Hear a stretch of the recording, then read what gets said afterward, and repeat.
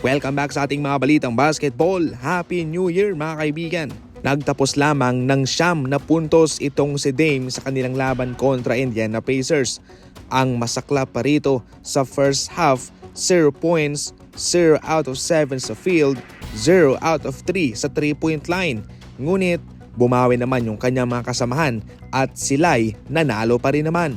Si Giannis 30 points, 12 rebounds, Portis 14 points, 15 rebounds, 3 assists.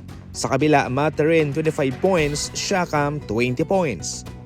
Samantala, tumala lamang ng 2 puntos si Dorian Finney-Smith sa kanyang Lakers debut kanina versus Cleveland Cavaliers. Talo ang Lakers mga idol.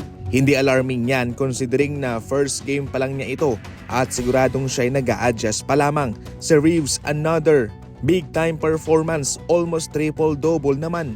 35 points, 10 assists, 9 rebounds mga idol. Si Davis naman 28 points, Hachimura 7, LeBron 23 points. Walang ganong ambag galing sa bangko ng Lakers kaya nahirapan sila sa scoring mga idol versus Cleveland Cavaliers. Sa Cavaliers tumala ng double-double sa Jarrett Allen, 27 points, 14 rebounds para iangat ang kanyang kupunan laban sa Lakers. Maliban dyan ay nagambag rin si Mitchell ang 26 points, 14 points naman kay Garland, 20 points kay Mobley. Yung kanilang bangko kahit na maliliit marami ang nagambag. Si Ty Jerome 5 points, si George Niang 9 points, si LeVert 3 points at si Strauss 15 points. Pinagtawanan ng Phoenix Suns versus Memphis Grizzlies na walang siyam na manlalaro. Kakabalik nga lang ni Devin Booker galing sa injury. Si Kevin Durant 29 points, 10 rebounds, Devin Booker 16 points, 4 rebounds, 9 assists. Subalit hindi pa rin yun sapat para kanilang matalo itong pilay ng Memphis Grizzlies. Nag-ambag kasi sina Jaren Jackson Jr.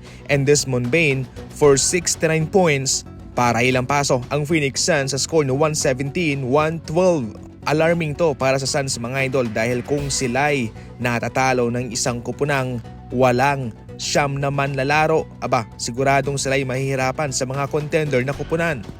Balitang Golden State naman, ito ang 3 manlalarong posibleng i-trade bago sumapit ang trade deadline. Hindi pa tapos ang Golden State Warriors pagkatapos na kanilang makuha sa Dennis Schroeder at ngayon lalo pa silang magiging agresibo kung saan hindi nga umagandang tinatakbo ng kanilang kupunan. Si Moses Moody posibleng isama ng Golden State Warriors dahil sa kanyang mataas na value at potensyal kasama si Brandon Podziemski. Pati si Buddy Hield mga idol, yan ang 3 manlalarong nasa green card ngayon ng Golden State Warriors para isama sa isang package para sa isang star player na siyang tutulong naman bilang kapalit sa Golden State Warriors. Para sa inyo mga idol, mayroon pa bang dapat na idagdag dyan? Sino kaya? I-comment lang sa comment section.